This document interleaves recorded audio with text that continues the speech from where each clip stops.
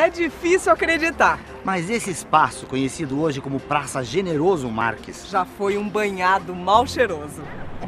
chamava-se Largo da Cadeia, pois ficava nos fundos do quartel dos milicianos, onde funcionava a cadeia pública e também a Câmara responsável pela administração da cidade.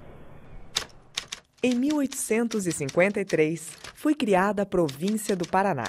No ano seguinte, Curitiba deixou de ser a quinta comarca de São Paulo para se tornar a capital paranaense. Desde sua inauguração em 1874, o mercado tornou-se o ponto mais concorrido de Curitiba. Aqui os tropeiros vinham de longe vender toucinho e cereais. Em 1885, a ferrovia ligou a capital da província a Paranaguá. Quem desembarcava do trem vinha para o centro pela Rua da Liberdade. Hoje, ela se chama Barão do Rio Branco. Até o fim da monarquia, os camaristas e o prefeito eram indicados pelo presidente da província. Em 1889, com a proclamação da República, finalmente os curitibanos conquistaram o direito de eleger a Câmara Municipal e o prefeito. Mas isso aconteceu de fato só em 1892. O engenheiro Cândido Ferreira de Abreu foi o escolhido. Além de proibir o trânsito de cavalos na Praça Tiradentes, Cândido de Abreu coordenou as primeiras experiências com a iluminação à luz elétrica. Outros prefeitos o sucederam e Curitiba terminou o século XIX oferecendo aos seus 50 mil habitantes uma vida cultural e social agitada. Tinha telégrafo, telefone, bonde, luz elétrica e grandes prédios de boa arquitetura, dignos de figurar em maiores cidades. Mas entrava no século XX sem um local apropriado para funcionar como sede da Câmara Municipal e da Prefeitura. Quer dizer, depois de se reunir em lugares impróprios, como a cadeia pública, o corredor da Igreja Matriz e casas emprestadas, o prefeito e os vereadores ainda seguiram por um bom tempo a tradição de trabalhar em prédios alugados. Esta situação só começou a mudar quando Cândido de Abreu voltou à prefeitura, em 1913.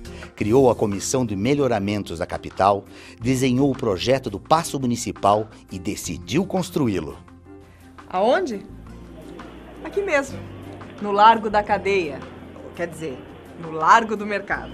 Ou melhor, no lugar onde hoje está a Praça Generoso Marques. As atividades do mercado foram transferidas dali e o antigo prédio funcionou como tapume para a construção do paço. Ocupando área de 500 metros quadrados, o paço foi construído sobre base de concreto e blocos de pedra trabalhados por artistas portugueses e italianos. O corpo principal é feito de alvenaria de tijolos, as colunas de granito de Piraquara, a escada de peroba rosa da Serra da Prata. As portas e janelas internas são de cedro seco, as externas de embuia. O prédio tem 3 pavimentos. No térreo era feito o atendimento ao público. Aqui no primeiro andar funcionava a Prefeitura Municipal. E no último andar, a Câmara de Vereadores. Nos 3 andares, chama a atenção o requinte dos detalhes. Paredes com textura de mármore, pilastras, festões, cabeças de ninfas, frisos e toques de ouro, lustres e lâmpadas em profusão. Por fora, o reboco foi feito em cimento branco e amarelo, técnica então usada pela primeira vez no Paraná. As telhas Eternité da cobertura vieram da Europa. Assim como o primeiro elevador de Curitiba. Em estilo eclético, o Paço Municipal destaca-se elegantemente na praça. O aspecto geral é grandioso. Degraus de granito dão acesso à entrada em que 2 Hércules esculpidos parecem sustentar a torre de 15 metros de altura, em cujo campanário 3 relógios elétricos marcam a hora da cidade. Na torre, a imagem de uma jovem representa a cidade de Curitiba. Inaugurado no dia 24 de fevereiro de 1916, o Paço tornou-se fonte de inspiração para o surgimento de outros prédios elegantes. E obras públicas que haveriam de revitalizar completamente o seu entorno. Com essa imponência, o Paço Municipal parece representar simbolicamente o surgimento de uma nova era na história da cidade. Uma era marcada pelo encantamento com o progresso e a racionalidade técnica. Quem passeava por esse espaço urbano renovado parecia estar vivendo em outra cidade, a Curitiba do futuro. E foi dessa forma que a Câmara funcionou no Paço Municipal até 1955 e a Prefeitura atuou aqui até 1969.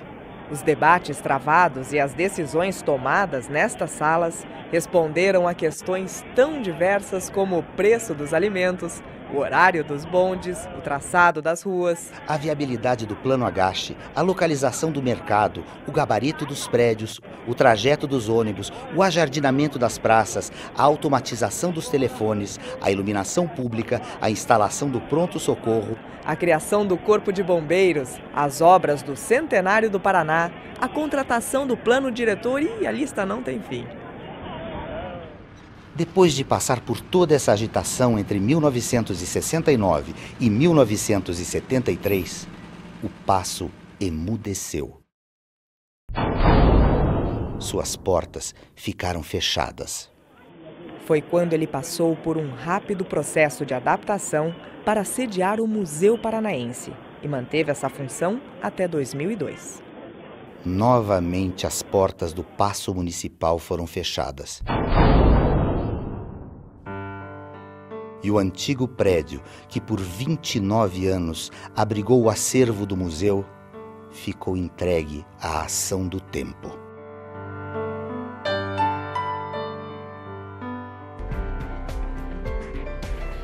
Em 2006, o Sistema Fê Comércio Sesc-Senac firmou convênio com a Prefeitura para recuperar o Paço e instalar nele um centro cultural. A partir daí, o velho edifício passou por um minucioso trabalho de restauro. Palmo a palmo, detalhe por detalhe, a construção foi recuperando toda a sua majestade.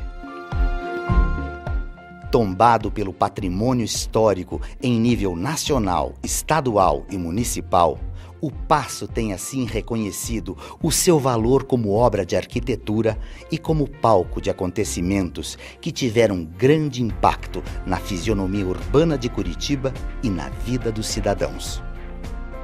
Foi olhando com atenção para todos os detalhes arquitetônicos do Paço, mas também para os valores que transcendem os seus limites materiais, que o edifício foi totalmente restaurado para cumprir uma nova etapa em sua história.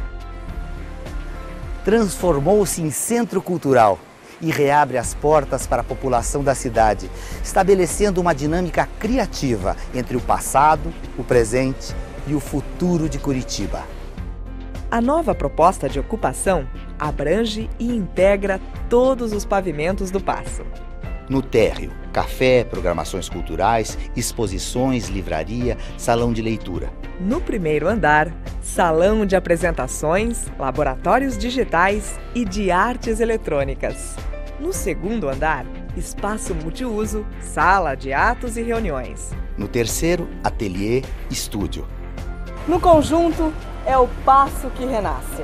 Instigante, equipado para valorizar a cultura e, ao mesmo tempo, retomar o caminho que lhe deu origem. Contribuindo mais uma vez para a revitalização do centro de Curitiba.